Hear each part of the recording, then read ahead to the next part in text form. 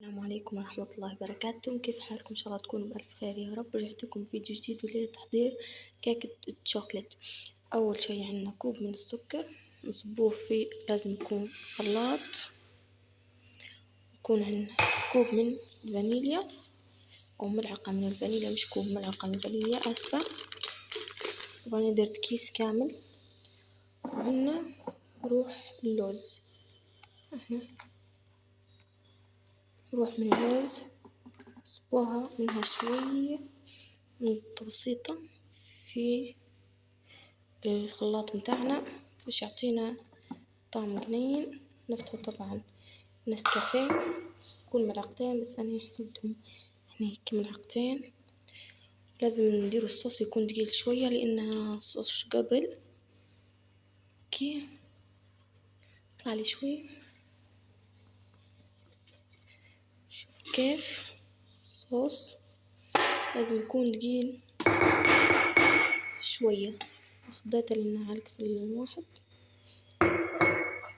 هنا ناخدو ملعقتين كاكاو، ملعقتين كاكاو كبار.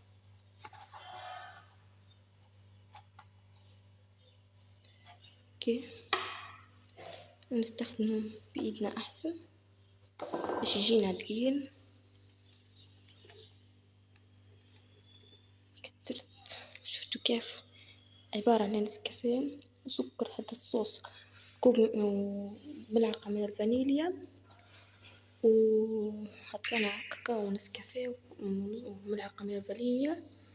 وهنا شوفوا معاي نص كوب من الزيت. صبوا الزيت،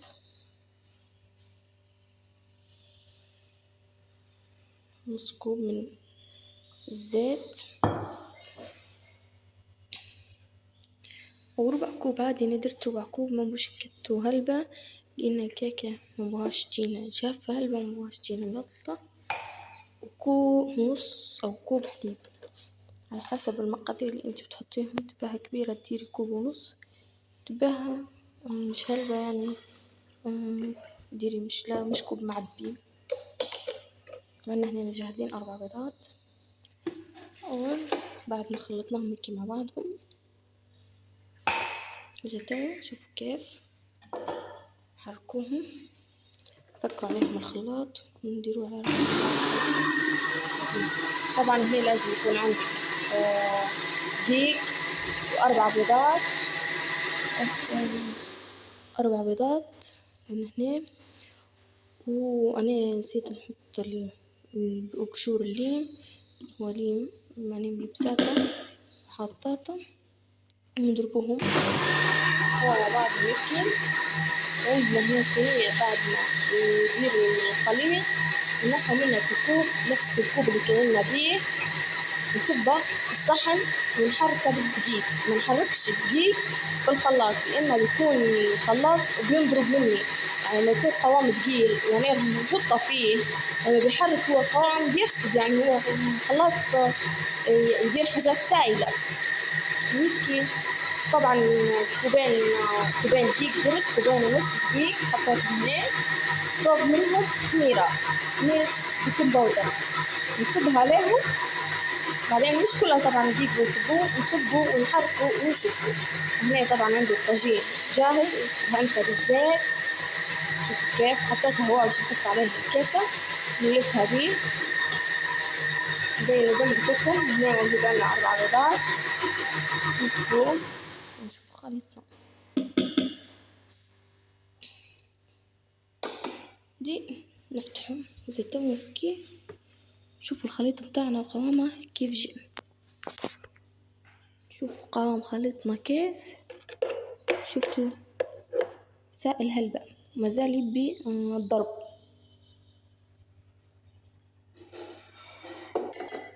نسكروه، نحط عليه الوحدة. طبعا النقطة نسيتها داخل في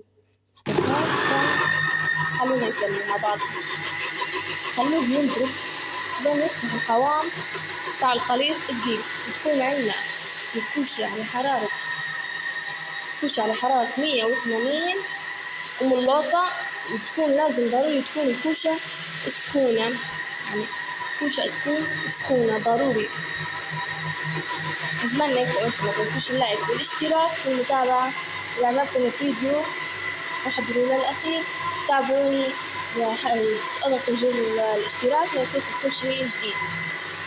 طبعا القوام بتاعنا حتى لو سايل عادي مش ضروري يعني تقيل هلبة. شوفوا كيف نفتحه ونشوفوا القوام بتاعنا كيف. طبعا زي ما قلت لكم شوفوا كيف القوام بتاعه. شوفوا كويس. قطر لوطة لأن المقطة دارت مني كويس. صصيكي كويس. نرجعه على الخلاط ونحطوا عليه قلنا 4 بيضات. 4 بيضات نحطهم فيه. طبعا هنا البيض بينضرب بروحه. بينضرب بروحه. نضرب البيض. شايفين قوام الكيكة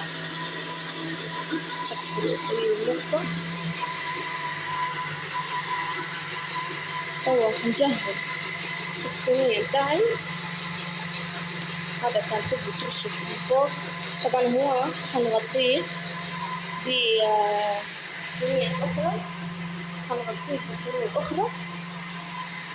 وخليه على جنب. توا خلوه على جنب. ناخد الصحن بتاعنا اللي قلنا نكتفي توا ونطفي الخلاط. نفتحه من فوق. ناخد نصبه الخلاط ونصبه الخليط زي ما قلت لكم هيك. بعد ما درنا له البيض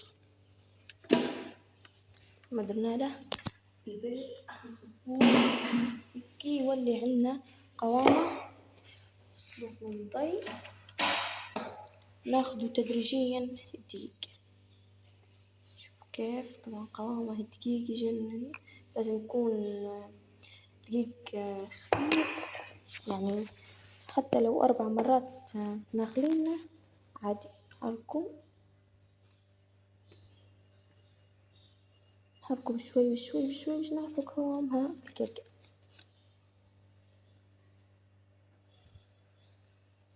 طبعا هيك صاير لي شوية تلخبيط لاني مش هننزلش هلبة فيديوهات بصوتي فصار لي زي الخوف هيك ولا حاجة يعني. بس ما تركزوش هلبة كانت لخبطت ولا حاجة يعني. شوفوا معي قوام الكيكة كيف بيكون. طبعا هيك قاعدة خفيفة. لازم يكونوش فيها حبيبات يعني حبيبات الدقيق لازم يكونوش فيها. بس الكيكة هيك لما تنتفخ ولا حاجة تطلع لنا مش حلوة. شوفوا هيك زالت بزيادة دقيق. زيدوها شوية.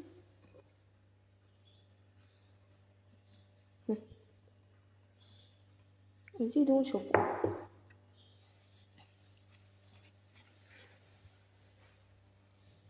لكم ضروري كان عندك بشور ليم عصري او ليمون او ليم برتقال او برتقال. يعني احنا نقولوا ليم عصري للليم الاصفر والليم للبرتقال يعني الليم البرتقالي. نحركه زين.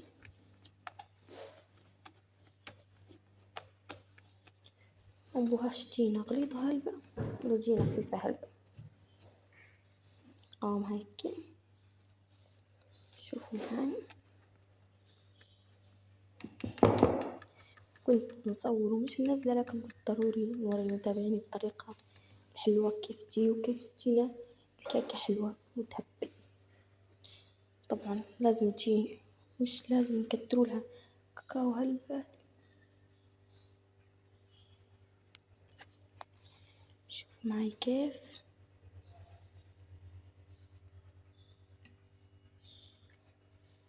هاي كيف شوية نصبها في الطاجين ونرجع. طبعا هيك بعد ما صبيتها في الطاجين طبعا نجيب نحكي